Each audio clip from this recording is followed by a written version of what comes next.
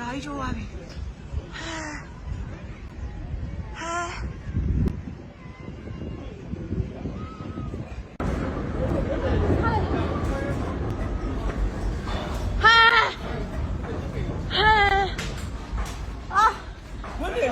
ဝတ်နေလေဒါကိုရီးယား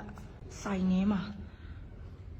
ဒီထဲမှာထွက်ပြေးနေတာကိုခြေကိုတော်နေမရဘူးလုံးဝအက်ကွဲမလေးထဲမှာတော့ဘယ်လိုနေလဲမသိဘူးပဲငါတို့ဆိုင်ကတော့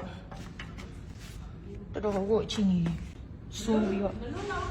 ရှစ်ဖတ်ပြမဟုတ်လမ်းလိုက်တာအကွဲနဲ့ကိုရီးယားကြောက်အားလန့်အားနဲ့ထွက်ပြေးပါတယ်ဆိုမှဘယ်နှမ်းမှပြေးကြမရှိဘူးဘယ်ပြေးလို့ပြေးရမှမသိဘူးဒီကြီးတွေလည်းပြေးမယ်ဘယ်လိုခုံဆင်းရတော့မှလို့ပြေးရမှာလို့နဲ့ဟိုဘက်ကြည့်လိုက်တော့တရားအဟောင်းကြီးရပါပြိုကြတရားအစ်စ်ကတော့ဘာမှမဖြစ်တော့ဘူးဆိုင်မှာစားနေတဲ့ဧည့်သည်ကြီးလည်းအမှမောက်ပြီးတော့နေရတယ်မန်လေးတခြားနေရာတွေတော့ဘယ်လိုလဲမသိဘူးတရားကြီးကတော့ကျိုးသွားတယ်ဆိုင်မှာဟိုဘက်မှာလည်းဖျားတွေလည်းပြုတ်ကြမြေကြီးတွေဘယ်တော့အပ်သွားလဲမေးရောမြေကြီးတွေ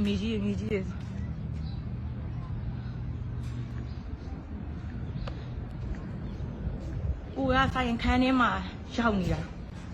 ပြေးတာကိုကံကောင်းနဲ့ပဲပြောရမယ်